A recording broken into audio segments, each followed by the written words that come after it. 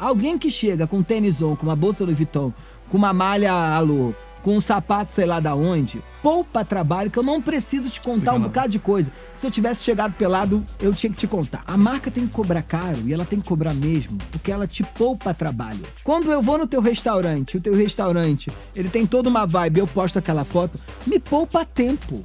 E tempo, dentro do capitalismo, é dinheiro.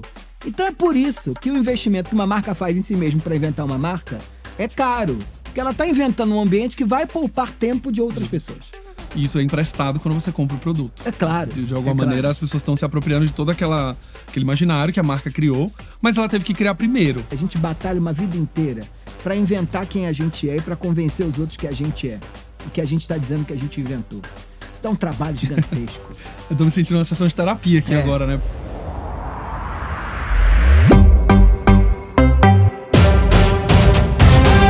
Olá, cidadãos da Galileia, sejam muito bem-vindos a mais um episódio do Branding Tudo Podcast. Hoje a gente vai falar daquele negócio que vocês tanto falam comigo na DM, que é justamente o senso de comunidade, as marcas criando comunidades. Será que você sabe fazer isso? Será que a sua marca sabe fazer isso?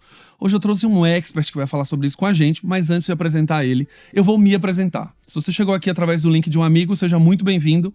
Eu me chamo Galileu Nogueira, eu tenho mais de 15 anos de experiência em construção de marca e sou fundador da Galileu Branding, uma consultoria que pode ajudar o seu negócio a encontrar identidade, posicionamento e, quem sabe, até se reposicionar no mercado. Se você acredita que esse é o momento do seu negócio, o momento da sua empresa, acesse galileobranding.com.br, coloca lá o seu dilema de marca, o que seu time de marketing precisa, e aí a gente vai falar com você, quem sabe a gente não trabalha juntos. Além disso, você já sabe que o BDP, o guia, está disponível para você aprender o meu livro lá na sua casa. Então, são mais de 283 páginas, 15 capítulos e você vai aprender branding do início ao final. Mesmo que você seja uma marca pessoal ou corporativa, esse livro é para você. Então acesse galileonogueira.com/livro e garanta sua unidade.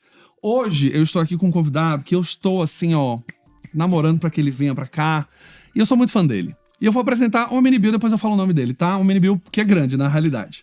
Ele é antropólogo, PhD em Antropologia do Consumo, com várias especializações internacionais, fundador do Grupo Consumoteca, uma consultoria que traduz cultura em estratégias de inovação para marcas, já palestrou em mais de 800 apresentações em empresas globais como McDonald's, Meta, Nike, Coca-Cola, também é colunista da Rádio CBN, é autor do livro Coisa de Rico, que tá chegando. Ele vai falar mais sobre isso aqui. Seja muito bem-vindo, Michel Alcoforado. Ô, Galileu, obrigado, hein? Obrigado pelo convite. Você sabe que eu sou teu fã. Ah, que delícia ouvir isso. Isso. E fiquei muito feliz quando você me convidou. Que bom que eu tô aqui. Que bom que deu tudo certo, né? Nessas agendas, bater essas agendas. Isso. Michel, você falou uma vez no seu LinkedIn sobre branding de comunidade. E eu comecei a ouvir cada vez mais clientes meus, inclusive, falando sobre isso. Só que quando eu comecei a refletir, eu peguei um dado de NPI, onde a gente teve mais de 300 mil registros de marca no ano passado.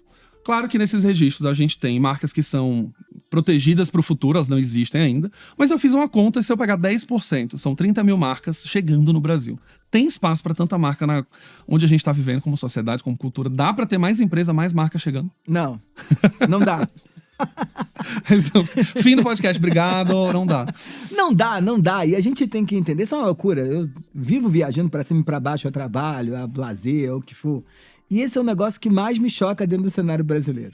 Você vai, sei lá, para uma vila de pescadores no sul da Espanha, o fulano que abre, sei lá, um restaurante para oferecer sardinha, ele só abre um restaurante para oferecer sardinha. Aqui você vai para uma vila de pescadores do interior do Brasil, né? Ele vai abrir um restaurante para vender peixe e ele quer fazer marca, quer fazer comunidade e quer fazer branding. E não precisa. Porque às vezes o serviço que você oferece, ele já é construtor de marca. E ele já arregimenta uma comunidade. O que eu tô dizendo que você não precisa é que você não precisa ter o melhor logo do universo. Você não precisa se preocupar com a melhor estratégia do universo. Você pode ter só um restaurante que vende a melhor sardinha da região e tá tudo bem. E isso já é a marca. E isso é complicado, porque acaba que a gente escuta muito nessa comunidade empreendedora que todo mundo precisa ser um negócio, tudo precisa ser uma marca, tudo precisa ter estratégia. E é isso, né? Vender um peixe ali no interior da Bahia, você não precisa necessariamente pensar em tudo isso. Eu acho que tem uma dimensão importantíssima, né? Que é... Uma coisa é a gente entender como é que o nosso produto e o nosso serviço constrói marca, como o nosso atendimento constrói marca. E outra coisa é imaginar que todo e qualquer modelo de negócio vai ter que registrar a marca, vai ter que ter um logo maravilhoso, vai ter que ter uma uniformização de cores, vai ter que ter um atendimento com brand book, com playbook, de marketing digital, sei lá com o quê. Não dá. É isso que eu tô dizendo que não dá. Por quê? Porque o que faz o teu negócio ir pra frente, e aí eu acho que todo negócio precisa disso, é ter um brand de comunidade em torno de si. E o que eu tô falando que é balizar nesse negócio que eu chamo de branding de comunidade? É você entender que você não constrói tua marca sozinho. Você constrói tua marca junto com os outros. E essa ideia me veio uma vez que eu vi o Pepe Mujica, que foi presidente do Uruguai durante muitos anos. E o Pepe, né, teve uma trajetória dentro do movimento estudantil e do movimento revolucionário no Uruguai de muitos anos. E um dia ele virou presidente. E quando ele virou presidente, ele disse que imaginava que o presidente tinha muito poder. Que ele chegava lá, sentava na cadeira de presidente, podia resolver tudo que seria o destino da nação. E aí, no primeiro dia que ele sentou lá, depois que tinha assinado o documento de posse, ele percebeu que todo presidente senta na beiradinha da cadeira do presidente. Que junto dele tem o Congresso, tem o Judiciário, tem a população, tem toda a geopolítica mundial, e você tem que negociar a tua posição ali junto com esse bocado de gente que está sentado na cadeira junto contigo. Eu acho que não vai dar para você gerenciar nenhuma marca, não importa se ela é a Coca-Cola ou se ela é o restaurantinho de sardinha, sem entender que o teu consumidor está junto contigo. E isso é muito balizado por uma transformação importante que a gente foi vendo dentro do mercado de consumo nos últimos anos, né? Eu brinco sempre que até os anos 90, se você tinha um bom produto e esse produto, por si só, ele já tinha uma capacidade de entregar uma diferenciação para esse consumidor, você já estava mais ou menos com o caminho da marca resolvido, né? E negócios pequenos, eu acho que eles ainda constroem marca muito balizados por aquilo que o seu atributo de produto ou serviço tem de muito diferente dos outros.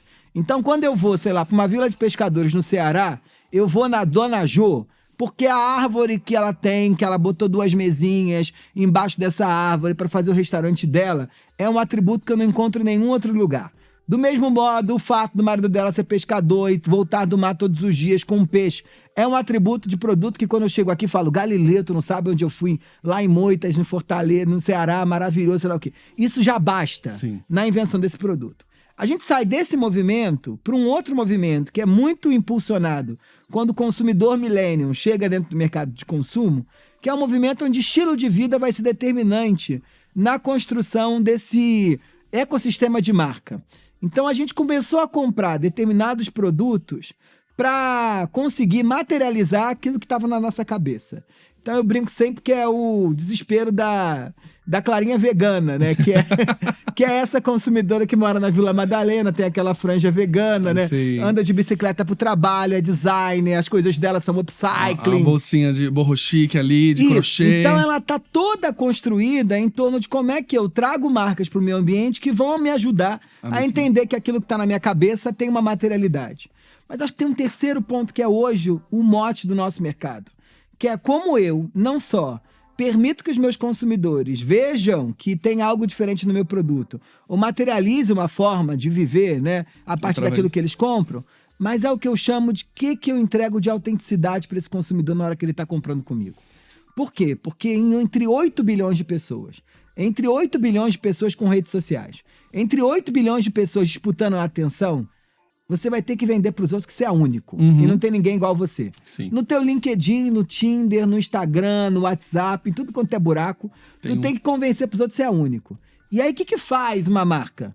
Uma marca tem que ajudar esse consumidor a inventar a sua unicidade e a sua singularidade.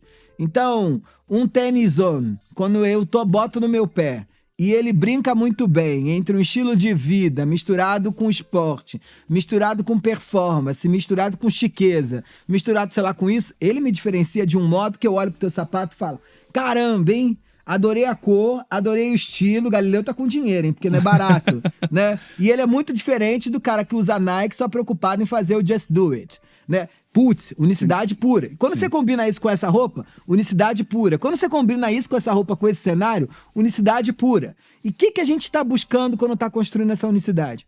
A gente está buscando que as pessoas falem da gente e a gente possa falar da gente de um jeito que a gente não poderia fazer isso sem comprar esse negócio.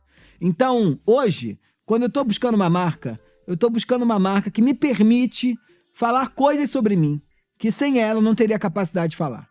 E do mesmo modo, que me permite que os outros falem coisas sobre mim, com um mínimo de controle que sem essa marca eu não poderia falar. Então alguém que tá vestido de... uma tendência que falava antigamente, tá de normcore, né? Sim. Tá todo vestido de preto, né? Essa gente não gera conversa de nada, né? é igual a todo, então não me interessa mais, né?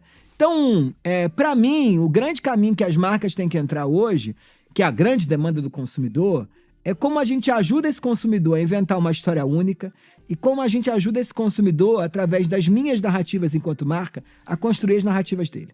Então, uma marca é narrativa mesmo, nada mais do que isso. Sim. É óbvio que os atributos práticos, né, e materiais, né, que são os equities dessa marca, são fundamentais. Mas a gente cada vez mais vai ter que trabalhar nessa dimensão, que é o quanto essa marca gera de conversa, ou quanto essa marca permite que seus consumidores gerem novas conversas, ou quanto essa marca permite que esses consumidores tenham vontade de saber sobre que conversas elas estão fomentando nas suas comunidades. Isso, esse grau, eu digo que não é para todos, não é para esses 30 mil. Sim. Se você pode estar só construindo marca pela qualidade da tua sardinha, você pode estar só construindo marca pela capacidade que você tem de materializar estilo de vida. Mas você pode também construir marca fomentando esse negócio que eu chamo de valor de conversa. Nossa, já temos mais um episódio gravado aqui, né? Na primeira pergunta já podia estar uma série de conversas aqui, porque eu acho que, para mim, o grande ponto do universo das marcas é justamente uma frase que você trouxe aqui, que é falar coisas sobre si sem você falar nada. Né? Então, você me descreveu a partir de objetos que eu estou usando. Eu não precisei dizer nada, mas você inferiu coisas sobre mim. Só que uma das coisas que eu mais me preocupo quando eu estou construindo marca, principalmente, é entender em que momento eu sou uma marca que eu tenho tanta força que as pessoas querem participar da minha conversa que eu tô criando. Né? Então, eu tava vendo aqui alguns cases pra gente conversar, que é a Alo Yoga. Claro. Que é uma marca que construiu esse senso de significado, né? De se eu uso essa marca, eu provavelmente tenho um lifestyle que é mais saudável, eu faço yoga, a minha vida é muito baseada em escolhas. Tenho dinheiro, né? Porque não é nem um pouco barato. Eu faço escolhas muito conscientes, não só do ponto de vista alimentar, mas escolhas na vida como um todo, etc. E ela vai lá e chama a loja dela de santuário, para as pessoas irem lá, né? Quase meditar nas lojas, e tem uma academia também envolvida. E uma marca normal aqui que a gente tá conversando, brasileira, em que momento eu fico com medo de flopar? Assim, de você falar, cara, eu vou chamar minha loja de santuário, vou montar lá um lugar para as pessoas meditarem e as pessoas não irem. Elas não comprarem essa ideia. Qual é o momento dessa virada? Que eu acho que eu, como marca, estou pronto para dizer, olha, eu consegui criar um lifestyle que as pessoas querem fazer parte de uma conversa de uma empresa. Porque uma coisa é você tá ali num clube de corrida de amigos, você conhece pessoas, mas o clube de corrida da Nike, eu quero estar neste clube. Mas a Nike é a Nike. Mas e a Olímpicos, quando ela criar o seu clube de corrida? Vou falar um clichê aqui, tá? Fala. E o clichê é o clichê que certamente todo mundo que senta nessa cadeira pra conversar contigo repete. Não tem outro caminho a não ser escolher o teu consumidor e conhecer bem ele. E parece clichê, por que a gente continua repetindo ele, apesar de ser um clichê, ele cada vez vem perdendo força, no sentido de que todo mundo que senta aqui fala isso? É porque é mais difícil do que conhecer esse consumidor, escolher esse consumidor. Uma marca como a Alô, uma marca como On, são marcas que facilmente olharam pro mercado e disseram, é com esse tipo de gente aqui que a gente vai falar. E ponto. E se vier gente que a gente não tá preocupado em falar? Eles vão participar dessa conversa que a gente tá regimentando. Para mim, o principal ponto em qualquer estratégia de branding, em qualquer estratégia, é você escolher com quem você vai falar e com quem você não quer falar. E aí, para mim, uma marca como a Alô faz isso genialmente, né? Faz isso genialmente porque quando eu escolho com quem que eu quero falar, eu consigo entender muito bem que tensões culturais estão movimentando esse target, né? Eu consigo entender muito bem que esse target, com um alto poder de compra, né? Que está enfurnado numa vida que não faz muito sentido, que é trabalho, casa, casa, trabalho, precisa inventar espaços de respiro no meio do caminho para poder dizer, olha, estou cuidando de mim.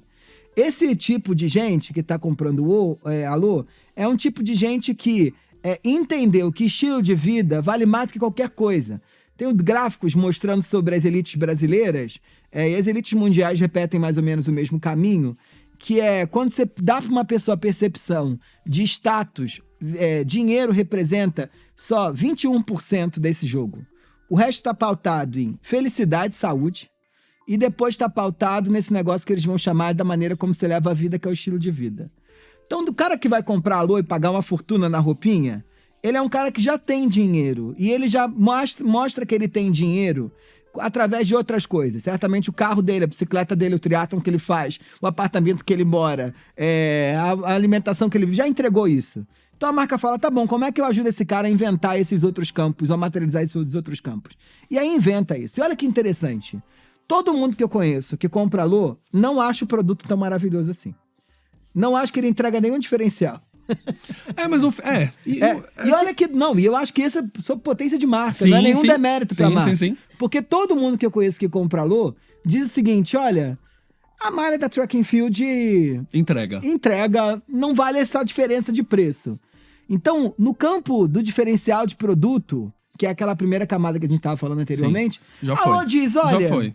não precisamos inventar aqui, pagar, sei lá, astronautas da NASA para inventar uma malha que seja muito melhor do que isso. Não é aqui a nossa guerra.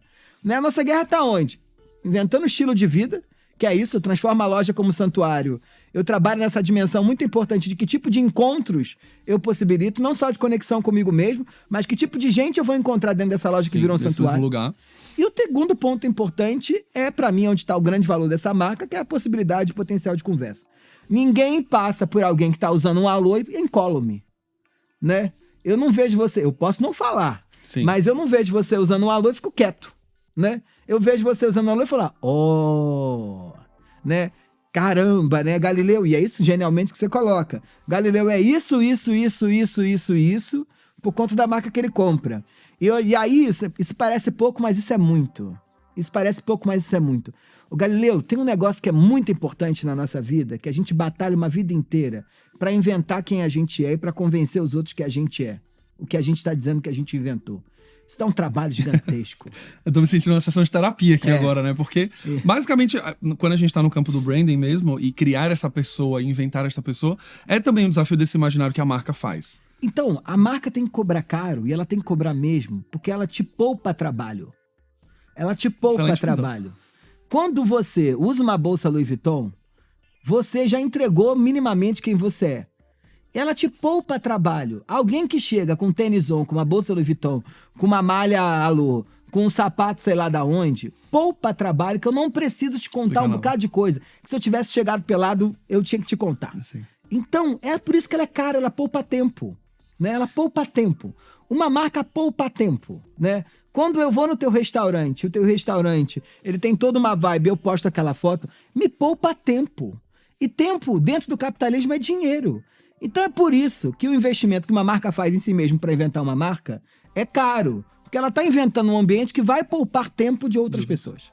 E isso é emprestado quando você compra o produto. É claro. De alguma maneira, as pessoas estão se apropriando de todo aquele imaginário que a marca criou, mas ela teve que criar primeiro. Isso é uma das coisas que eu converso muito com clientes também. Porque às vezes eles querem ter a explicação de tudo isso sem ter criado esse universo primeiro. Do ponto de vista de investimento, né? Claro. Então, assim, eu vejo muito às vezes a gente tá conversando na consultoria, os clientes falarem que querem criar um lifestyle, né? E eu sempre uso os exemplos de marcas de luxo, são sempre excelentes para isso. E principalmente para falar que branding não é barato. Isso é uma das coisas também que eu explico.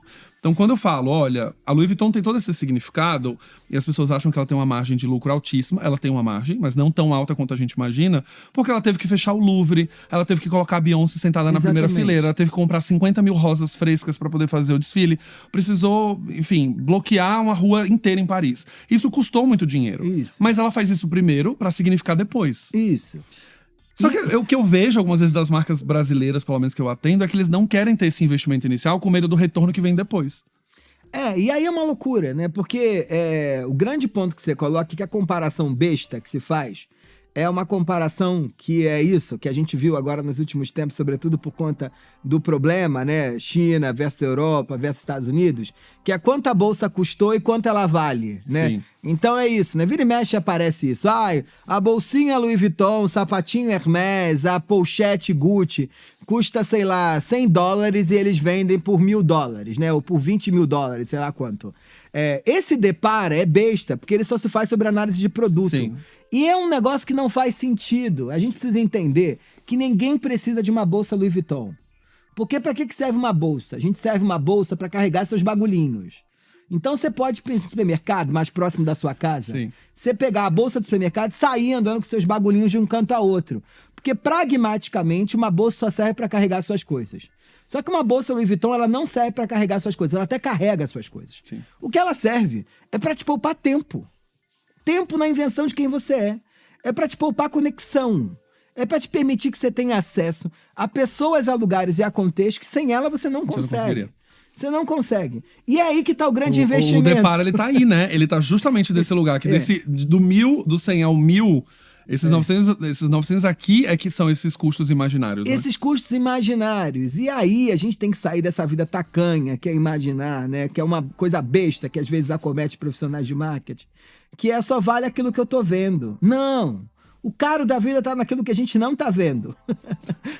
Porque você imagina, né? Se eu tivesse só preocupado com uma relação sexual com alguém, você não precisa investir tanto tempo pra casar com alguém. Não. Né, pra construir uma família. Transar é fácil, né? Tá cada dia mais fácil. Ou você contrata um OnlyFans e chega no orgasmo, ou você contrata um garoto ou uma garota de programas e chega no orgasmo, ou você, sei lá, né, sai numa conversa de Tinder, de meia conversa, e consegue também chegar no orgasmo facilmente. Só que isso não inventa família. Pra mim, o melhor exemplo é família. Muito bom. Família é gênio, porque família é um negócio impressionante. Inventar uma família é algo que, no plano prático, não tem nenhum sentido, né? Porque por que alguém decide, né, reduzir toda a oferta de afetos sexuais e afetivos possíveis da humanidade a uma pessoa só? Faz sentido? Nenhum. Prático não faz sentido nenhum. Por que alguém sai do seu próprio apartamento e vai morar com alguém, né, dizendo, nós vamos ser uma família? Não faz sentido nenhum, temos para. Por que alguém tem filho? Se alguém faz conta, não faz sentido nenhum. Agora, nos aspectos simbólicos, para sua identidade, para sua experiência de vida, para sua conexão com o mundo, ter um filho muda tudo. Que tá para muito mais do que o preço da escola, do plano de saúde que você gera. A mesma coisa é marca, né? Em termos práticos, eu ir fazer uma escolha entre um tênis ou o tênis que vende na 25 de março, não tem... Os dois me levam a dois lugares. Funcionalmente falando. Funcionalmente. Agora, para além disso, é onde tá a experiência de eu botar um tênis igual o teu no pé, eu colocar um tênis da 25 de março no pé. E é isso que custa. É isso que custa. Porque a vida se dá sobre aquilo que a gente não vê. E a vida se dá sobre aquilo que a gente não para fazer conta. Porque se fosse assim, ninguém tava devendo no cartão de crédito, ninguém tava no cheque especial, ninguém tava engordando, porque a gente tava fazendo um cálculo milimétrico, né? De calorias e não sei o quê. Ninguém tava bebendo demais. Então a vida se dá naquilo que ela transborda. Sim. E brand é transbordo. Brand é transbordo. E entender que a gestão da marca precisa ir para esse lugar do transbordo é que é o mais difícil dentro do corporativo. Porque esse lugar do transbordo, muitas das vezes, eles vão dizer que são intangíveis, do ponto de vista de negócios. Né? Então, quanto é que custa para criar uma loja chamada Santuário e colocar um monte de equipamento de fitness ali, achando que isso vai aumentar as vendas no mês que vem? Né? Eu acho que essa questão também da construção, e eu queria te ouvir, tem um tempo também para se construir e se inventar sobre si mesmo, né? Você não consegue criar uma marca hoje, daqui a um mês você já conseguiu angariar uma comunidade gigantesca que todo mundo tá muito fã, ou consegue fazer isso? Galileu, a vida dos CMOs estão cada vez mais difíceis, tá? E a dos CFOs estão cada vez mais fáceis. Que é só cortar, né? E sabe o que é? Essa é uma transformação que a gente viveu nos últimos 15 anos. O que aconteceu com o intenso processo de digitalização que o consumo deu, né? Ou que a vida deu. A gente juntou 3 coisas que estavam separadas. Marca, produto e canal viraram uma coisa só. A forma como eu vendo constrói marca e invento o meu produto. O produto que eu vendo inventa o canal e impacta a maneira como eu construo marca. E a marca, ela inventa produto e inventa a forma como eu vendo isso. E a Alô é um exemplo clássico desse negócio. Só que qual é o dilema? Como o CMO estava muito só preocupado com o simbólico, entendendo pouco de planilha de Excel, ele perdeu espaço pro cara de produto e pro cara de canal. Que esses dois conseguiam sentar lá no final da mesa na reunião do board e dizer, olha, isso aqui, né, tem resultado e isso aqui não tem, porque eu só sou preocupado com o filme que a agência fez, que a gente vai ganhar Cannes ou não vai ganhar Cannes. E qual é o meu dilema agora, que eu acho que é o que eu tenho dito a todos os CMOs? Vocês precisam entender de produto e canal como ninguém. Para poder botar esses dois caras embaixo do guarda-chuva da marca. Então, acho que CMOs vão ter que entender, ou gerentes de branding, vão ter que entender cada vez mais de produto, cada vez mais de canal. De como é que seus produtos se vendem, o que eles estão vendendo, para além só da construção do simbólico. Porque aí a gente sai desse território de que chegou o fulano, que é o moderninho, né? Que é sempre isso. O cara do marketing é o moderninho, é o piradinho, é o que viaja, é o do intangível. Então, dentro desse movimento, ou a gente captura esses dois lugares, ou a gente vai perder para eles mesmo. Porque a conta vai chegar. E aí a conta pode chegar depois que o CMO não estiver mais sentado nessa cadeira. Mas no final a gente também acaba, Michel, o que eu vejo, assim, eu trabalhei durante 11 anos no corporativo, né? E eu acho que hoje também a gente tá. Eu sei que o futuro, né, do CMOs é justamente ter essa coisa do canal e de vendas muito atrelada à estratégia. Mas o que eu também vejo agora, no momento atual, é que a gente tem marcas mais insossas também. Opa. Que também não querem criar muita historinha pra elas não se queimarem ou não escolherem um consumidor que ela quer falar e nem se posicionar também. Então, o que eu vi ao longo desses anos que eu trabalho com marca são marcas que não querem arriscar nada, que elas estão atreladas a esse CMO trazer resultado de negócio de uma maneira rápida, porque o consumo não pode, né, o capitalismo não pode esperar muito tempo para criar esse universo para poder vender, porque você tem uma pressão de investidores querendo resultado no mês seguinte. E não dá tempo de criar esse imaginário simbólico também, porque no final das contas eu não quero investir com medo de talvez não dar certo. E aí no final das contas a gente tem um monte de marca que é tudo igual. Mas marca que tá insossa é marca que olhou só para canal e para produto e não pensou em marca. Esse é que é o grande desafio. Por isso que, do meu ponto de vista, quem tem que dominar essa conversa de produto e canal é o CMO, é a marca, entendeu? É o cara de branding, que tem que estar definindo isso. Agora, ele tem que estar disposto a conversar sobre o produto de igual para igual. Eu trabalho muito com o setor financeiro e eu vi muitas agências e também profissionais de marketing achando que eles não precisavam saber o que era LCI, LCA, sei lá, ou...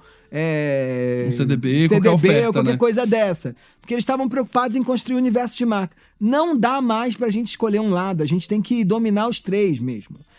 Porque quando o cara, que é o cara de produto, começa a inventar marca, ele acha que a historinha só não precisa Não se nada, vende, né? eu posso cortar, não se vende, né? E aí eu acho que a gente tem ótimos exemplos disso hoje. Se você olha, por exemplo, para Big Techs, né? E aí, sei lá, né? Eu brinco sempre se a gente olha pra Apple, né? Apple fazia aqueles grandes filmes dos anos 80, dos anos 90, o Think Different, né? Que é aquele filme marco, que todo mundo, qualquer MBA, o professor chegou lá e mostrou em algum momento. Aquilo é uma comunicação muito dos anos 80, mas a Apple ainda continua muito relevante na nossa vida. E por que a gente ainda continua comprando iPhone, mesmo não achando mais ele o mais maravilhoso? Porque tirando o carregador, tirando o cabo. Isso. Por que a gente continua? Porque o cara conseguiu inventar ainda um modelo de comunicação e de invenção de marca muito conectado com o produto. Né? O iCloud te prende dentro do universo de Apple com uma força talvez muito maior do que os grandes filmes que tinha nos anos 80. Sim. Mas ali tem marca beça. Né? Ninguém acha que a experiência de iCloud é parecida com qualquer outra experiência. Né? A câmera, por mais que eu e você não tenhamos capacidade de tirar uma foto daquela que eles prometem pra gente, aquilo constrói marca beça. Né? E olha que interessante, o último grande filme que eu tive, que eu me deparei de Apple, foi um filme que deu um problema beça. Que era aquele que eles amassavam várias coisas. Da criatividade, né? Isso, diziam, você tem um iPad. Né? Por quê? Porque aquilo não estava diretamente conectado à experiência de produto desse cara. Então, acho que o grande jogo aqui é a gente entender como esse universo simbólico está conectado com a atenção vivida por esse consumidor com o produto. Não vai dar para escolher mais. Não vai dar. Então, eu tenho falado muito para os meus clientes que o marketing vai ter que estar cada vez mais conectado com esse consumidor e com aquilo que ele está vendendo. Eu digo que é menos aqueles filmes que a gente via no passado, que era só do território do simbólico. Sim. E a indústria do luxo faz isso muito bem. O teu On faz isso muito bem.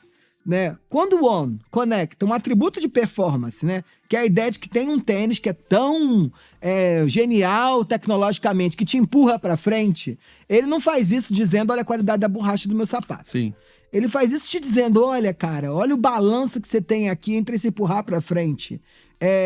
No campo da tua vida, da maneira como você atravessa e gerencia a tua separação entre trabalho, lifestyle e esporte. Ele te empurra pra frente em vários lugares. E ele faz isso com comunidade, não faz isso sozinho. Não é o just do it, que só te empurra sozinho, né? À toa que Nike vem enfrentando um desafio enorme no modelo de negócio dela. Porque tá conectada só com o produto, né? Só com no final produto. das contas, eu Só vi a com Nike, e é muito estranho você ver uma marca tão icônica, parece estar perdida em si mesma no final das contas. Perdida em si mesma no final das contas. Perdida em si mesma. E perdida em si mesma porque tá olhando só pra qualidade do tênis, ou tá olhando só pra esse consumidor que não existe mais. Sim.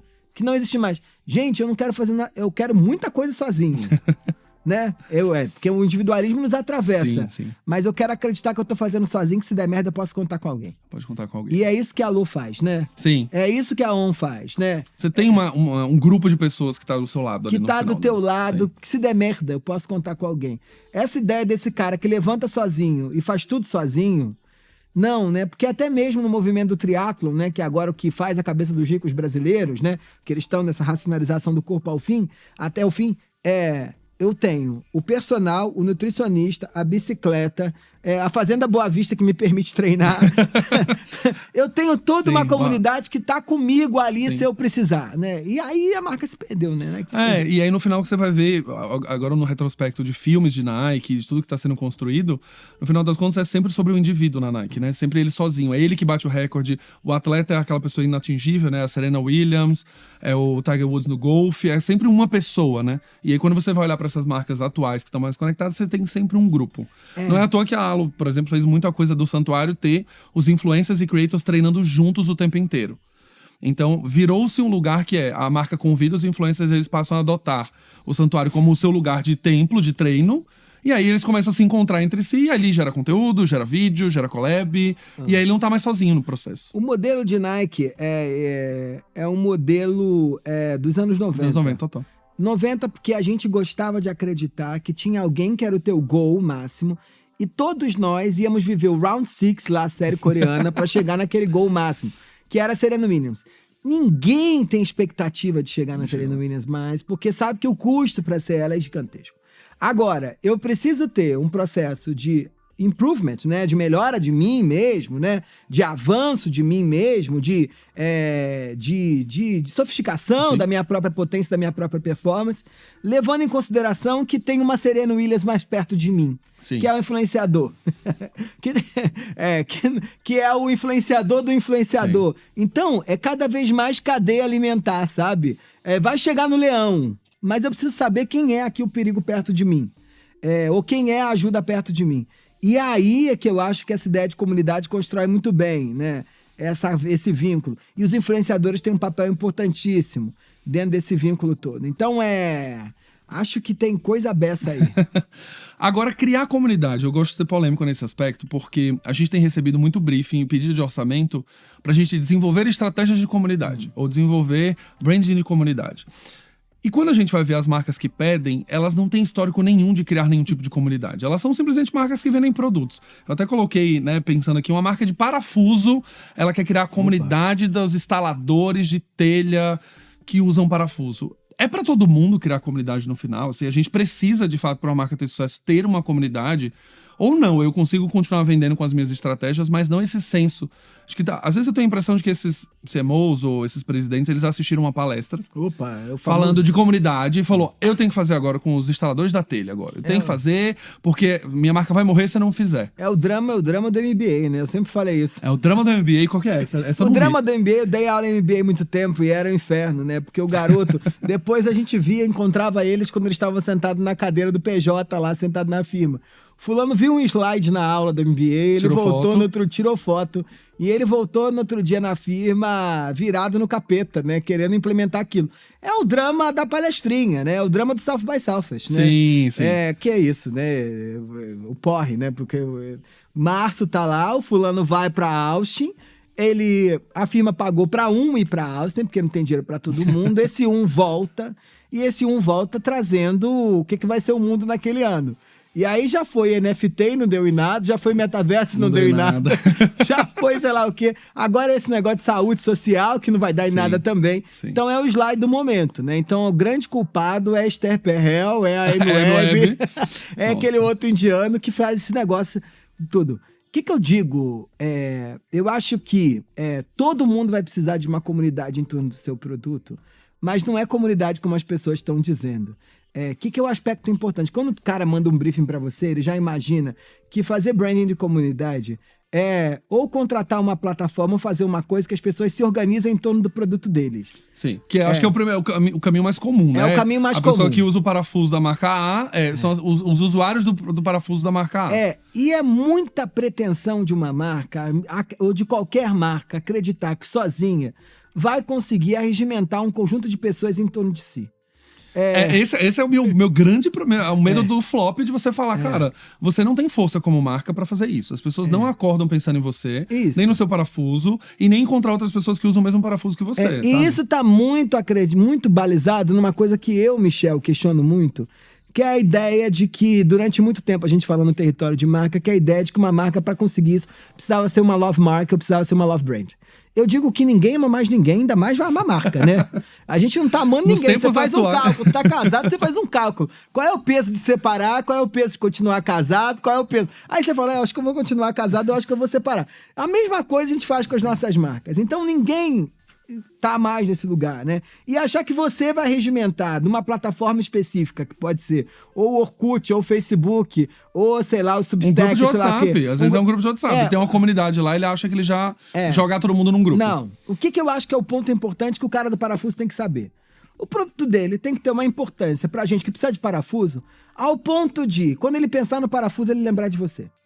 E isso pode ser a conversa de indicação, que você leva em consideração, sei lá, assim, quem são os decisores de compra na hora que a gente está pensando em parafuso? É o arquiteto? Então, arquitetos precisam lembrar de mim. É isso. É o famoso oi sumido, sabe? Esse é o tipo de amor que a gente vai ter que construir em torno das comunidades hoje. Diante de uma oportunidade, ou alguém lembra de você, ou você se sente confortável de mandar um oi sumido. Quem aí tá no mercado de afeto sabe bem que você não manda oi sumido pra qualquer um. Sim. Tem uns oi sumido que não dá pra mandar, porque a relação se esgarçou de tal forma que você não tem nem como chegar nesse lugar. Sim. Agora tem outros que dá. Tem outros que dá. Isso a gente tem que estar nessa posição, assim. Não importa se você tá vendendo parafuso ou tênis. Quando parafuso, assim, quem é o cara que, primeiro, como é que eu me mantenho entre o rol de afetos possíveis para esses consumidores? Então, se eu vendo cano, sei lá, ou se eu vendo parafuso, se eu vendo telha, toda vez que alguém pensar em telha, eu acho que ele vai ter que lembrar de mim. E aí, é uma métrica que saiu de moda e eu acho que ela vai voltar com muita força, que é top of mind. Eu digo que, antigamente, né, a Folha de São Paulo fazia o top of mind, sei lá o quê, e é um negócio que ninguém começou mais a ficar preocupado com isso. Vai voltar de novo. Porque com 30 mil novas marcas por ano sendo registradas, eu preciso ter aquelas que vêm na minha cabeça. E ela precisa vir rápido na sua cabeça. Vir rápido na sua cabeça. Então, acho que o cara de parafuso ou a Coca-Cola precisam estar no hall de escolhas, de principalidades ali, ou de preferência desses consumidores. Isso já é fazer de algum modo comunidade. O segundo ponto, pra mim, é ter gente, minimamente, na hora que tá diante daquele problema, ter vontade de te falar de você. E aí é muito diferente da maneira como as marcas pensam. Porque as marcas imaginam que quando elas têm uma comunidade, o fulano quer falar delas 24 horas por dia. E parafuso a gente só precisa de vez em quando. Tênis, talvez, se você tá lá vivendo o orgulho da Nutri, faça mais sentido você falar mais. Sim, e você vai ter um clube de corrida que 2 vezes por semana se encontra de alguma maneira. Isso. Né? Você então tá tem usando que entender, mais. e esse é um negócio importantíssimo pra marca inventar comunidade hoje. Que é como é que a gente constrói contexto, ou tem noção dos contextos de uso dos nossos produtos.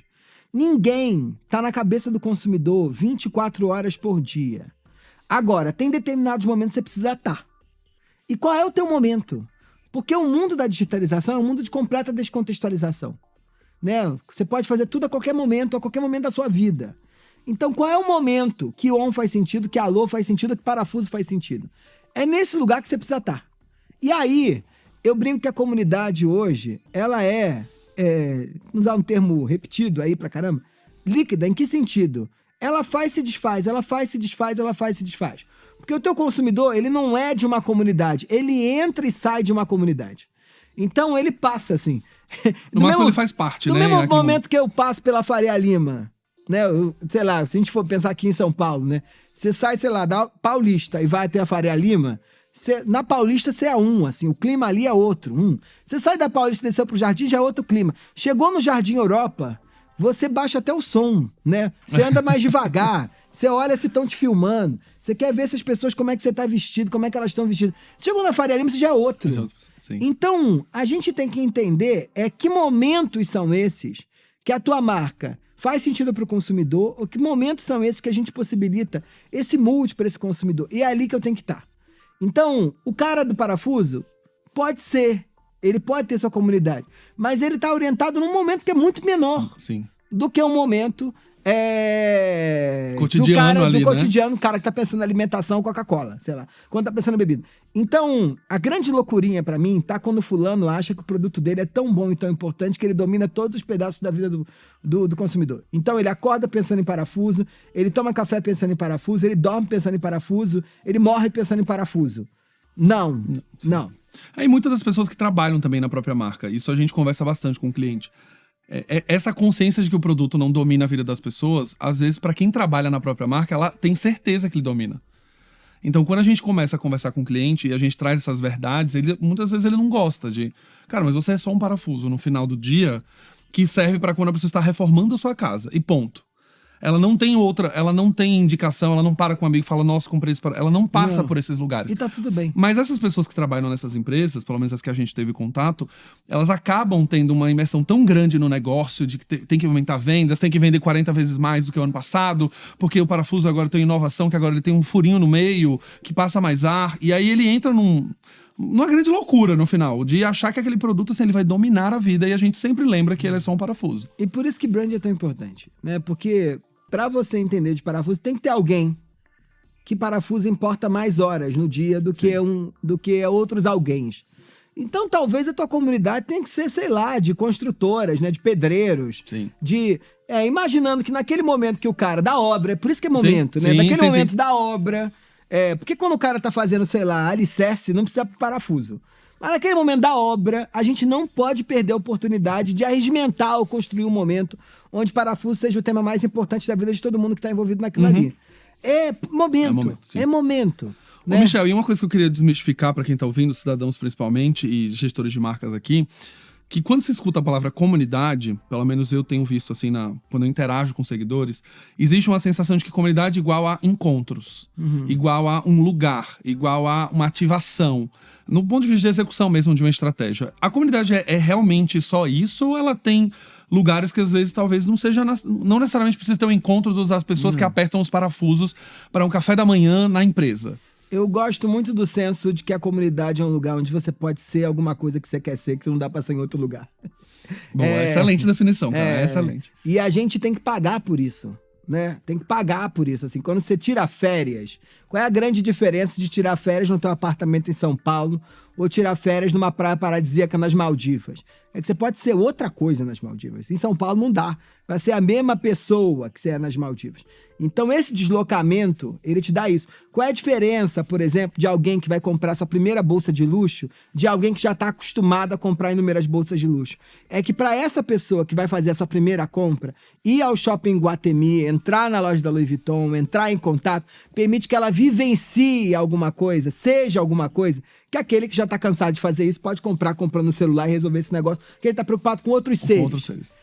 Então, o elemento para mim, acho que é importante também, Galileu, é que a gente gosta de pensar em comunidade como um todo uniformizado, não tem nada a ver com isso. Sim. Porque sim. o que eu vou em busca de uma comunidade é de um espaço aí simbólico, muito mais do que um espaço físico, onde eu tenha chance de exercitar uma outra camada do meu ser. Então, a imagem para mim fundamental é a ideia de multidão. E aí não tem melhor construção do que isso, do que a gente pensar num show ou numa passeata. Eu gosto sempre de pensar em 2013. Quando a gente estava ali em 2013, naquele junho de 2013, naquelas manifestações todas, Sim. Ali para mim tinha uma comunidade. E por que ela era tão libertadora e era tão encompassadora da sociedade brasileira? Porque ali você tinha um tema que era sou contra. Aí o fulano ia lá com o seu sou contra. Eu sou contra os 20 centavos, eu sou contra o fulano, a corrupção, eu sou contra a Coca-Cola. E você ia pra lá, baseado pela coisa do seu contra, e cada um defendia o seu contra. Isso é uma comunidade efetiva beça. Ou a mesma coisa quando você vai no show, sei lá, do Gilberto Gil. Você vai pra um estádio que tá lá todo mundo que gosta do Gil, tá? Ponto. Mas eu vou pra ouvir palco. E quando eu ouço palco, eu esqueço meu nome, E você vai pra ouvir, sei lá, Drão, que você chora toda vez que ouve Drão. E tem espaço pra você por causa de Drão, tem espaço pra mim por causa de palco. E tem outro que vai, que não sabe nem o que é Gil, mas vai falar, como é que eu vou perder a última oportunidade de ver o Gil fazendo um show? Sim. E aí, isso pra mim é o ponto. É a chance que a gente tem de viver outras camadas do nosso ser, que a gente cansa da gente mesmo. Por que tu joga teu armário fora de vez em quando e compra tudo novo? Porque tu cansa de ser você mesmo. Por que de vez em quando você tá chateado, sei lá, você cansa? E o que a comunidade dá pra gente? É uma possibilidade de exercitar outros pedaços do nosso eu. E isso pode ser de qualquer jeito. Pode ser encontrando, pode ser vendo teu filme, pode ser participando de um grupo de WhatsApp, pode ser sozinho, só caminhando por dentro do teu site, pode ser eu consumindo gente falando do teu produto. Sim. É só isso. Sim. É exercitar outras camadas do nosso ser. Não, excelente, assim, eu já tô aqui pirando muita coisa pensando sobre isso, porque acho que voltando à coisa do drama do MBA, né, o palestrinha, é que eu acho que se colocou tanto no lugar de produtizar isso da comunidade, que alguém foi lá no slide e falou, comunidade um evento, um grupo, um fórum na internet, e você tem que fazer isso aqui para você ser visto como uma comunidade. E no final das contas, ela é mais orgânica do que parece, né? Porque, é só orgânica. Porque quando a gente... inclusive, eu lembro do post quando você fala, é muito de valores compartilhados, é muito de traços em comum, é muito de comportamentos parecidos. Só que as marcas precisam entrar num nível muito mais profundo para criar isso, né? Precisa, mas isso só vai ser possível se você souber com quem que você tá falando, né?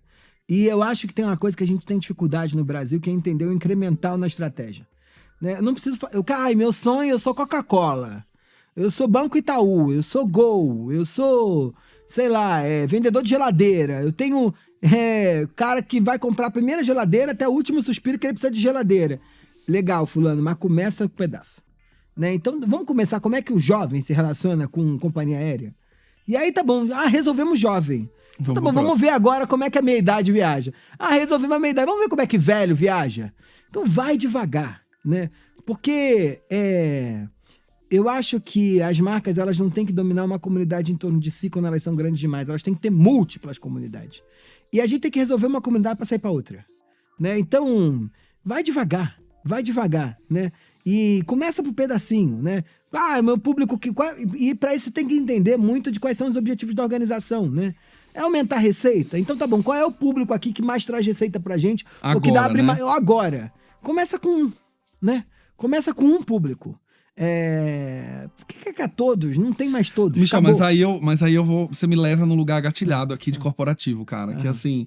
É um momento que você vai ter essa discussão como gerente de branding, que a gente precisa escolher uma comunidade e a gente resolver ela e levar pra próxima. E eu tenho uma organização que vai falar, olha, se você só resolver essa comunidade, você não ganha bônus até o final do ano. Eu sei, mas nem tudo se resolve com comunidade. Esse é que é o ponto. Não tem mais uma estratégia matadora. É a cauda longa, né? Não tem mais o big hit que vai resolver, assim... É uma loucura pra quem tá assistindo a gente aí achar que só porque inventou uma comunidade teu bônus tá garantido. Sim. Não, a vida tá tão complexa, vai precisar lançar produto, vai ter que fazer campanha, vai ter que pensar em incremental de produto, vai ter que matar o produto anterior pra convencer o fulano a comprar outro, vai ter que pensar em estratégia de preço, vai ter que pensar em PDB, vai ter que expandir loja. Tudo ao mesmo tempo. É tudo ao mesmo tempo. Sim. Achar que só tem uma coisa, que é a comunidade, que o fulano falou no South by Southwest, e você trouxe pra cá que vai resolver seu dilema, não é. E aí, Galileu, eu acho que tem um negócio que é fundamental pra quem trabalha com marca, que é menos depara e mais usar conhecimento que a gente adquire como interrogação. O grande dilema para mim dos profissionais de marketing hoje é que eles veem alguém falando alguma coisa e falam, como é que eu vou trazer para cá? Né? Como é que eu trago isso pra minha realidade? Como é que eu trago isso pra minha realidade? Assim, depara. Então, o Simon Sinek falou em Golden Circle. Aí qualquer fulano não precisa de circle, de nada. Ele precisa de quadrado. E ele tá lá, vai lá, dá o Golden Circle, sei lá o quê. Não, caramba, assim, é mais entender. O que o Sinek quis me dizer? Ele quis me dizer, lá no livro dele, Golden Circle, que tem uma coisa que é o porquê, o como e o quê, tá? Às vezes, eu posso ser uma marca que só tem o quê, mas eu tenho que olhar esse cara e falar assim, o que eu tenho de o quê na minha marca? O que eu tenho de como na minha marca? O que eu tenho de porquê? O porquê a gente não tem. Então vamos ter que resolver. O como a gente não tem. Tem marca que tem porquê pra cacete, não tem como. Não tem como. Uhum. Eu vi um artigo na época, né, falando sobre isso, eu até enviei para uns clientes. A maionese Hellmann's precisa ter um porquê. Porque ela é só uma maionese no final do dia. Exatamente. Né? Ela só quer... O máximo do porquê dela é deixar o seu lanche mais gostoso. Então, é o máximo do que ela tem que ter. E essa é uma problematização, uma reflexão que o fulano que conhece tem que conhecer mesmo o que o Sinek falou, tá? Ele pensa antes de voltar pro time, que é o que acontece muito quando a gente tá nessa urgência da vida corporativa. É o fulano que pensa e fala assim, ué, gente, mas a gente não precisa disso não. Agora, eu preciso pra caramba do meu quê, né? Ou eu preciso pra caramba do meu como, que foi o que Hellmann's fez genialmente naquela campanha velha, que é mostrar pras pessoas que a maionese não era tão calórica como elas achavam. Sim. E aí, quando ela resolveu essa coisa, né? Que Hellmann's a gente sempre achou no Brasil que maionese é hiper mega calórico, né? Aí muito Hellmann's faz uma baita campanha dizendo, olha, não tem esse monte de caloria que você acha. Aí ela criou um problema pro consumidor, que ele falou, eu posso comer, mas eu uso como? Eu não sei, porque eu só passo no pão fininho assim. Aí Helmut começou a dizer, dá pra usar pra fazer um montão de coisa com receita com maionese. Resolveu como? Sim. Então, isso é a capacidade da gente olhar para as coisas que a gente aprende, trazendo reflexão, entendendo aquilo como interrogação, não como imposição, né? Então, marca é o território da interrogação. Então, como é que eu aprendo coisas e trago perguntas para o meu negócio? Como eu vou para o South by Southwest, trago perguntas para o meu negócio. Como eu vou para Cannes e trago perguntas para o meu negócio. E não trago imposições, né? Porque senão qualquer dia vão começar a proibir vocês de irem, né? Assim, não, fulano volta, vai para lá, volta insuportável. Não vai mais. Ele fica trazendo um monte de não ideia. Não vai mais e fica insuportável. E eu acho que essa coisa acho que até que a gente, quando trabalha com outras pessoas, a gente tem um pouco disso, né? O meu chefe. Meu chefe voltou de Cannes, nossa, tá insuportável. Ele quer fazer... Ele acha que ele é a Liquid Death das águas agora. Ele vai pegar a água da Ambev e agora ele quer criar uma lata rock and roll, porque ele viu que funcionou nos Estados Unidos e vai trazer pro Brasil. Só que não tem contexto pra isso. Nenhum contexto. Mas é aquela pessoa insuportável no trabalho. Você fala, eu não aguento mais. Proíbe, né? Vamos nos proibir agora. A gente não vai deixar essa pessoa ir pra lá. Proíbe. Não pode mais. Ô, Michel, e aí você falou do seu livro, Coisas de Rico. Como é essa comunidade, no final das contas? Esses ricos brasileiros. Fiquei curioso em saber. Claro que a gente tem que falar para as pessoas lerem o livro, obviamente. Mas me conta aqui como é que é essa comunidade brasileira rica. Eu fiquei 15 anos pesquisando esse tema, que é uma pergunta fundamental, quem são os ricos brasileiros ou o que faz um rico, rico, rico? Porque você imagina que a gente acha que para ficar rico só basta dinheiro. E dinheiro é só um pedacinho desse desafio inteiro. Você precisa convencer os outros que você é rico. Nossa, é uma tarefa difícil, né? E aí que as marcas têm um papel muito importante. Isso. Né? Porque sozinho, imagina num país que o dinheiro é tabu, a gente não pode dizer quanto ganha de maneira alguma. 38% dos casais, os homens não sabem quanto as mulheres ganham, as mulheres não sabem quanto ganham. Isso é muito bizarro. Eu acho isso muito bizarro. Aí, no mundo, saiu do casal, que é alguém que você dorme, acorda, transa, sei lá o quê, né? Vai pra zero. Né? Sua mãe não sabe quanto você ganha, você morre de medo que ela te peça um dinheiro emprestado, teu irmão não sabe também, o teu vizinho muito menos, mas ao mesmo tempo você tem que mostrar para as pessoas que você tá bem, para elas te chamarem pro trabalho, né? Porque você não quer andar com fracassados do seu lado, né? Você não quer andar com gente dura do teu lado, você não quer andar com gente que não tem sucesso do teu lado. E aí o que você vive na sociedade brasileira? Uma batalha para convencer os outros de que você é mais rico do que você é. Todos nós. Você é empregado doméstico, o presidente da república, o CEO do maior banco do país. Estão todos numa batalha gigantesca para convencer os outros que são mais ricos do que são. E isso não se dá sozinho, porque convencer o outro precisa do outro. E toda vez que a gente precisa do outro, já tem uma comunidade sendo construída. Então, eu preciso dominar marcas, eu preciso dominar hábitos, eu preciso dominar códigos, eu preciso encontrar pessoas, eu preciso frequentar lugares, eu preciso contar para os outros o que eu estou fazendo, onde é que eu estou indo. Eu preciso fazer isso tudo. E aí é sobre isso que se constrói as fronteiras das elites. Isso tem tudo a ver com comunidade. Sim. Comunidade sobre gestão de fronteiras. Sim, por isso que eu quis saber um pouco mais sobre isso, porque a minha curiosidade é se a gente está conseguindo ter marcas brasileiras que conversam com essa comunidade de ricos no Brasil. Eu acho que sim. E isso vai ser, para fazer isso direito, vai ter que abandonar esses deparos internacionais, né? Porque a grande cafonice que atravessa as comunidades para alta renda no Brasil, ou esse universo do mercado de luxo, é achar que a gente vai ter que ser Paris. Ou achar que a gente vai ter que ser São Francisco, ou achar que a gente vai ter que ser Nova York, Milão, E replicar os mesmos códigos de lá, né? Mesmos códigos, porque eu lembro quando eu fiz uma entrevista na época para Itaú, para cuidar de personalité, e eles estavam passando por um processo que era esse luxo que eles vendiam não se conectava mais com a geração atual. Que era vender que você ia pra OZESP, que você ia assistir Sala São Paulo, que você teria um desconto para comprar um vinho num determinado restaurante em São Paulo, que você, como alguém que tá num processo de ascensão, você fala, cara, eu não quero estar numa marca que tá me oferecendo conserto. Porque luxo pra mim não é isso, né? Não. E o quanto de ler esses códigos brasileiros também, porque eu acho que tem uma coisa de replicar, né?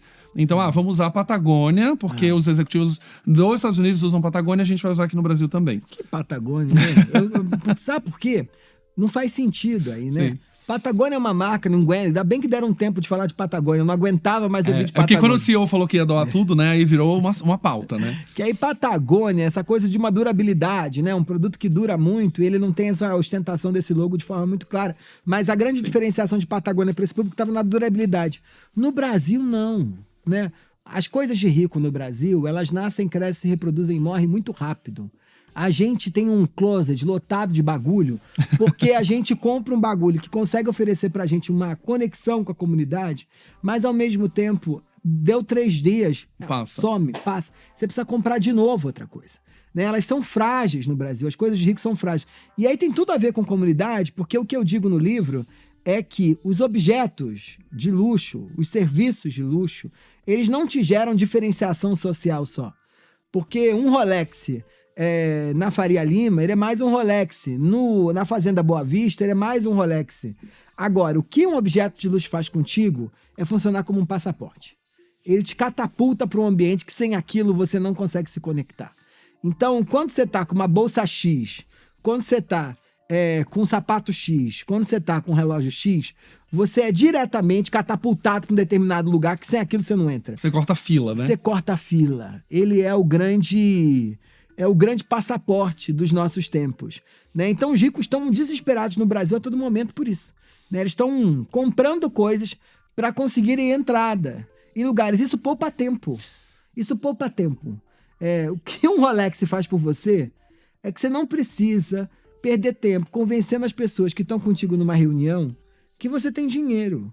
O que uma caneta Louis Vuitton, uma caneta Montblanc faz por você é quando você chega numa reunião, coloca ela em cima da mesa, ele te poupa tempo de mostrar que o teu negócio tem dado certo. Isso poupa tempo. E por isso que é caro, tem que ser caro. Agora, o tempo que tá te poupando é um tempo que a marca investiu para inventar ela, para se auto-inventar. E aí é uma outra dimensão importantíssima em tempos de aceleração, né? Não vai dar para inventar marca da noite pro dia. Obrigado por isso. Esse aqui vai virar um corte, assim, ó. Você dizendo isso, que quando eu falo, não adianta mais. Não vai dar. Eu brinco que tem um negócio que é camelar, né? Uma marca só se inventa camelando. Sabe por quê? Porque você tem que convencer os outros. Você não convence ninguém que não quer papo contigo num flerte só. Não. Eu tô falando, não é o fulano que já tá te querendo. Sim, não, é convencer quem não te conhece. Quem não te conhece. Sim. Você precisa revoltar, vamos voltar de novo. Isso precisa de tempo. Não, e a cada interação você tem que acrescentar algo novo também, né? Senão você vira tedioso, né? Se você vai pra um date, você é a mesma pessoa em todos os dates igual, você tem que levar no outro restaurante, você tem que dizer uma outra camada sobre você. Você tem que... Uma série de construções pra no final falar, essa pessoa é interessante. Eu acho que talvez eu vou dar uma chance pra ela. Eu vou dar uma chance pra ela. E eu acho que é isso que eu brigo tanto, assim, pra comunidade que escuta a gente aqui. E eu chamo de comunidade porque eu acho que temos os cidadãos mesmo, né? No exatamente. Final. São pessoas que me acompanham há muito tempo, né? Eu tive agora as turmas... A gente teve um aluno que falou, eu te sigo há 5 anos, comprei agora o seu curso. Então, pra mim, é um negócio que materializa muito essa conversa que a gente tá tendo. Porque o grande desafio não foi criar esse lugar de 5 anos depois ele comprar, mas eu ter fôlego financeiro pra construir 5 anos na cabeça de alguém pra que ela fazer o curso.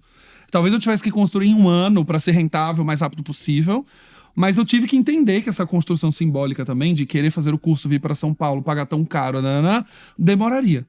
E eu acho que é aí onde as marcas / empresas se perdem um pouco. Porque elas talvez não tenham fôlego financeiro para esperar esse tempo de construir. Então elas aceleram o máximo que elas puderem acelerar no começo com o pouco dinheiro que elas têm. Mas, Galileu, essa que é a questão. Você está criando curso há 200 anos e seus cursos estão sempre lotados. Por quê? Porque você renova o teu público. Sim. Sim, eles vão chegando e vão embora. Tem o cara que vai precisar de 5 anos e ele vai chegar daqui a 5 anos. Tem outros que estão chegando agora que só vão comprar o curso, sei lá, ou outras coisas que você tiver para vender daqui a um tempo. E por isso que eu tô dizendo assim, gerenciar uma marca cobra da gente um esforço enorme, que é entender que público é esse e que momentos esse público tá e que tickets eu tenho para cada um desses públicos. Sim. Porque tem gente que não tem a grana para pagar o teu curso de imenção de 2 dias, mas compra teu livro. E tem gente que não vai ter teu livro, mas ouve teu podcast grátis pra depois comprar teu livro. Sim. E tem o outro que vai ler o livro pra cima e pra baixo, gostou tanto que ele vai comprar teu curso. E tem o outro que vai pagar um dia de jantar com o Galileu pra ele olhar, falar coisas pra mim sobre a minha vida, a terapia, sei lá o quê. Tem gente que vai pagar, eu vou viajar com o Galileu, sei lá. E aí tem que saber fazer esse negócio. Sim. Então, tá muito mais difícil hoje, porque não tem mais uma coisa. Sim. E é isso que o fulano tem que entender, assim, o teu bônus não tá garantido numa tacada só. Uma comunidade que você vai construir e acabou daquele produto, daquele segmento. Seria uma loucura você achar, né, que só porque eu criei uma inteligência artificial o fulano volta pra mim. Não, querido, não, você precisa inventar produto, fazer comunidade, inventar negócio, mudar tua roupa, mudar o jeito de falar, mudar a cor, fazer ter Instagram, ter LinkedIn, fazer vídeo pro YouTube, isso. E no final ainda tem uma pessoa que vai levar 5 anos e Isso. talvez uma pessoa que leve 1 mês. Isso. Isso é uma E o das que vai coisas garantir teu resultado é um balanço desse público. E aí eu acho que essa coisa da renovação também, e eu falo muito sobre construir marca, não é fácil. Porque eu acho que também se colocou no lugar de playbook, né, de que você faz isso, é que eles construem uma marca. E como ela tem um capital simbólico envolvido, isso leva tempo também. Eu tava comentando isso ontem com os seguidores. Eu parei de gravar stories, por exemplo, há bastante tempo, por uma questão de que a consultoria cresceu e eu não tô conseguindo parar pra gravar stories. E aí eu recebi uma DM que me fez pensar muito sobre isso, que era uma pessoa falando, cara, mas como é que você vai conseguir palestrar, lançar produto, tá no curso, fazer stories, gravar podcast, ir pro evento, jantar com o cliente, almoçar? Eu falei, mas isso é o universo que a gente tem que construir. Eu não consigo mais só gravar stories e eu consigo vender curso. Ou eu faço palestra, eu tenho clientes pra consultoria. No final das contas, é a soma desse universo de marca inteiro, que talvez saia um livro, que talvez saia um cliente, que talvez saia um aluno, ao longo de muito tempo, né? E fazendo isso muitas vezes. Então, tem horas que acho que é legal também a gente falar, as pessoas estão ouvindo aqui, o quanto isso dá trabalho. Né? De você estar o tempo inteiro tendo que se renovar como empresa e como time, porque também as pessoas saem, as pessoas vão embora, chegam pessoas novas, visões novas e a marca também se perde, né? Eu acho que não dá pra pensar marca sem tempo, tá? Sem tempo, com a dimensão do tempo na construção. Sabe porque o que você tá me dizendo quando eu te ouço é que o grande dilema é que as pessoas têm que saber aqui, que demora muito tempo pra você inventar quem você é, mas se você não se reinventar, você some muito rápido. Sim. E a gente, olhando pro mercado, vê isso claramente, assim. Tem gente que vem crescendo, uma hora você fala, caramba, essa pessoa é muito importante. Se ela ficar 1 ano sem lançar, ou sem pensar, ou não inovar nada, no outro ano ela já não vale mais nada. Então, esse que é o desafio, assim. Que é o grande desafio. Eu tenho um pouco de preconceito com essa coisa de assim, o grande desafio de se manter no topo. Não tem topo. Esse topo não existe. Né? O que existe eu conquistei um degrau e o movimento, pra mim, de construção de marca é quase como se fosse uma mão cheia de areia quando a gente vai na praia. Você tem o esforço de encher essa mão, porque você tem que sair daqui de São Paulo, que não tem praia, ir até lá, né? Pagar esse dinheiro, sentar na areia, encher sua mão. Só que na medida que você enche de mão, ela se esvai, a areia vai caindo do teu dedo. E o que você precisa fazer? Voltar de novo. E esse voltar de novo é fundamental para manter uma marca viva. Né? Então, demora muito tempo, mas se você não fizer nada, seus atributos simbólicos se esfacelam muito rápido. Né? Então, não tem descanso. O descanso é quando você morrer ou quando aposentar. Né? Não tem paz. Eu não posso prometer isso pra ninguém. Né? Não tem paz mesmo, não pode parar. E o que é engraçado é que a gente, olhando pra marca pessoal, isso fica mais difícil, né? Sim. E aí tem várias pessoas aqui, certamente, que têm negócios ou consultorias individuais, né? Que precisaram começar a inventar sua própria marca para conseguir sobreviver. E é isso mesmo. Né? É isso, assim. E o grande desafio é como é que você tá fazendo o que você tá fazendo hoje, que tá pagando as suas contas, tá permitindo você vir para esse lugar, bonitinho desse jeito, sei lá o quê. Mas o que você já tá planejando inventar para frente? Pra continuar permitindo que isso aqui tudo se construa. Sim, e não tem minutos de paz mesmo. Não isso eu acho que até quando você... No meu caso, eu caí como empreendedor, né? Eu sou publicitário, eu sou administrador. Imagina, eu sou antropólogo. E a gente acaba tendo uma empresa daqui a pouco.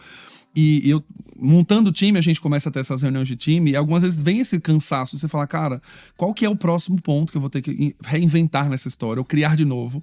Ou qual produto tem que matar, qual produto tem que viver? Que tendência tá vindo? O que a gente pode trazer? O que a gente não pode trazer? E tem uma hora que, né, ontem conversando com os seguidores, foi isso. Eu falei, cara, tem um momento que, assim, eu precisei parar de fazer só porque eu não consigo mais olhar pra todos os canais ao mesmo tempo, toda hora, pra gerar coisas novas todos os dias, o tempo inteiro. Mesmo tendo uma equipe que trabalha hoje comigo e que a gente tem estratégia, as pessoas que estão cuidando dos clientes, eu ainda tenho que ter um lugar de olhar e falar, olha, os cursos online já não tá dando mais certo como ele deu no passado. Os presenciais estão legais, mas a gente já tem um ticket que é mais alto. O consumidor que levou 5 anos, pra mim não interessa tanto, eu preciso achar um consumidor de 1 ano. Então tem uma hora que, assim, simplesmente eu falo, cara, vamos fechar tudo e só virar palestrante, acabou, é isso. Mas não tem essa possibilidade. Não há, né? Não há. Porque ninguém vai te chamar pra palestra se você não inventar a Xuxa. Todo o resto. A Xuxa é isso, assim. E aí, o que eu acho é que pra marca individual traz um dilema grande, que é entender, que é pra marca também, né? Mas acho que no campo do individual a gente demora a entender, se demora mais tempo, que é entender que é um ecossistema. Sim, é o universo, né? E você não ganha dinheiro em todo quanto é lugar. você certamente perde dinheiro fazendo esse podcast. Né? Outro dia uma mulher me falou assim, eu acho um absurdo que eu faço um negócio lá no meu que é fã hater. Aí eu falei, eu acho um absurdo alguém ganhar dinheiro fazendo isso. Aí eu disse, querida, você não tá entendendo não, eu tô perdendo dinheiro aqui. Tu já ouviu os créditos desse negócio? Quanta gente que eu sou obrigado a pagar pra fazer esse negócio aqui? Então, não ganho dinheiro e não tem, tá tudo bem você não ganhar dinheiro com o podcast. Agora, o que o podcast possibilita ganhar dinheiro em todos os lugares? Sim. Porque sem podcast, o fulano não entende que você sabe tanto de brand como você entende. Sem livro, o fulano não entende. O livro, pra mim, é o melhor exemplo desse negócio. É o pior investimento e o melhor investimento que alguém pode fazer na vida. Por que é o pior investimento? Porque o trabalho que se demanda para fazer um livro, nunca a venda do livro vai pagar. Agora, o impacto que o livro tem, eu brinco que o livro, né? Você inventa um livro, mas o impacto que ele tem de retorno, da capacidade que ele tem de inventar, é absurdo. Eu nunca vi nada com esse grau de impacto de perenidade na construção do seu eu. Né? Porque marca a audiência, marca a tua história de um jeito que nenhuma outra coisa te marca. Mas é isso, né? O tempo dele de retorno é gigantesco. Ele é infinitamente mais intangível. E tem coisa que é custo que traz aí no final do mês e paga a tua conta. Sim. Né? Então, entender contra esse isso. balanço. Esse é o grande desafio empreendedor, eu acho. Não só necessariamente... E aí o que a gente tá falando pra isso tem que entender de marca, tem que entender de produto, tem que entender de canal, assim. Não adianta só você ficar preocupado, eu tô bonito, ou o vídeo tá interessante, ou as pessoas estão achando que eu sou inteligente. Não, tem que entender de uma maquinaria toda, né? Michel, a gente poderia ficar aqui 2 horas, eu acho. Me chama que eu volto. Você volta aqui? Gente, então se vocês quiserem parte 2, comenta aqui, quero parte 2, porque ele vai ter que voltar. Porque agora eu tenho os comentários de vocês pedindo pra ele voltar. Né? E como a gente tá construindo todo esse lugar, então assim, cara, muito obrigado. Acho que que agradeço. Esse episódio aqui, eu já quero chorar em casa, assim. Que bom. Vamos fazer mais coisas juntos. Muito obrigado pelo convite. Prazer enorme ser teu fã, você sabe. Obrigado pela generosidade de compartilhar todo o seu conhecimento com a nossa comunidade aqui de cidadãos. E em breve você tá aqui de novo pra gente falar de algum outro assunto, falar do livro quando ele sair também, enfim. A gente vai conversar. Tá bom. Cidadãos, se vocês gostaram desse episódio, não esqueçam de dar 5 estrelas no seu player favorito e também mandar para 3 amigos que querem aprender a construir esse universo simbólico e também conectado a produto, canal, vendas, para que ele possa ter sucesso. Se você não mandar para 3 amigos, o seu passaporte de cidadão vai ser bloqueado, seu visto vai ser negado e você nunca mais consome conteúdo meu. Então, saiba o que você tem que fazer no final desse episódio, tá bom? Um beijo, vejo vocês no próximo Branding Tudo Podcast. Esse episódio é um oferecimento de Galileu Branding. Clique no link da descrição e peça já a sua proposta. Identidade sonora criada pela Sound Thinkers.